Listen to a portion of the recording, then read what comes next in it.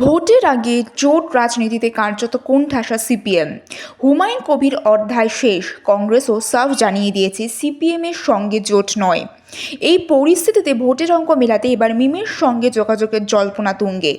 সূত্রের খবর, সিপিএম রাজ্য সম্পাদক মোহাম্মদ সেলিমের ঘনিষ্ঠ এক ব্যক্তির তরফে মিমের রাজ্য সভাপতি ইমরান সোলাঙ্কিকে ফোন করা হয়েছে।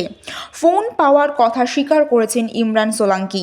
তিনি জানিয়েছেন সিপিএম কি চায় তা জানতে আলোচনায় বসতে প্রস্তুত তিনি, যদিও এই ফোনের কথা অস্বীকার করেছেন মোহাম্মদ সেলিম। তবে বাম শিবিরে অন্দরমহলে প্রশ্ন, সেলিমের সম্মতি ছাড়া কি এমন ফোন সম্ভব? মুর্শিদাবাদ কখনো কংগ্রেস, কখনো হুমায়ুন, আবার এখন মিম।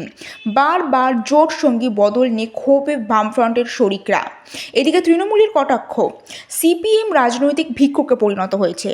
জোটের মাঝেই আগামী 18 এবং 19 ফেব্রুয়ারি রাজ্য কমিটির বৈঠকে চূড়ান্ত সিদ্ধান্ত নিতে চাইছে বামেরা।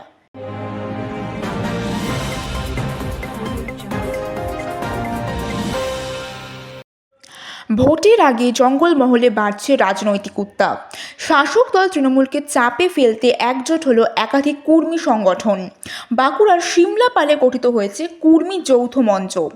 আদিবাসী তালিকাভুক্তির দাবি তৃণমূলের ইস্তাহারে না থাকলেও উল্টা গুনতি শুরু হবে সাফ হুঁশিয়ারি নেতাদের।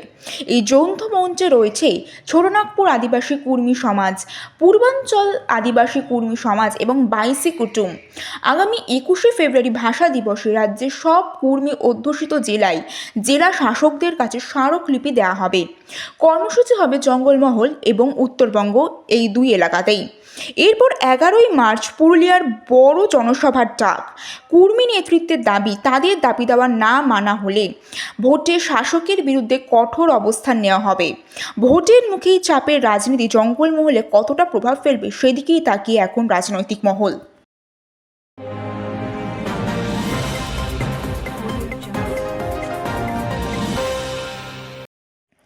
জলপাইগুড়িতে চাঞ্চল্য, করলা নদীতে আচমকায় মাছের মড়ক দেখা দেওয়ার আতঙ্ক ছড়িয়েছে এলাকায়। নদীর জলে ভেসে উঠছে রুই, কাতলা, আর চিতল, বোয়াল সহ একাধিক প্রজাতির মাছ। কোনো মাছ মৃত, আবার কোনোটিও খাবি খেতে খেতে স্রোতে ভেসে যাচ্ছে।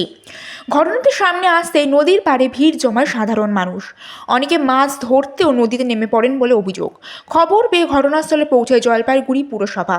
নদীর মাছ না খাওয়ার জন্য এলাকায় সতর্কতা জারি করা হয়েছে। কী কারণে এই ঘটনা তা এখনও স্পষ্ট নয়। প্রাথমিকভাবে নদীর জলে কীটনাশক বা কোনো বিষাক্ত পদার্থ মিশে যাওয়ার আশঙ্কা করা হয়েছে।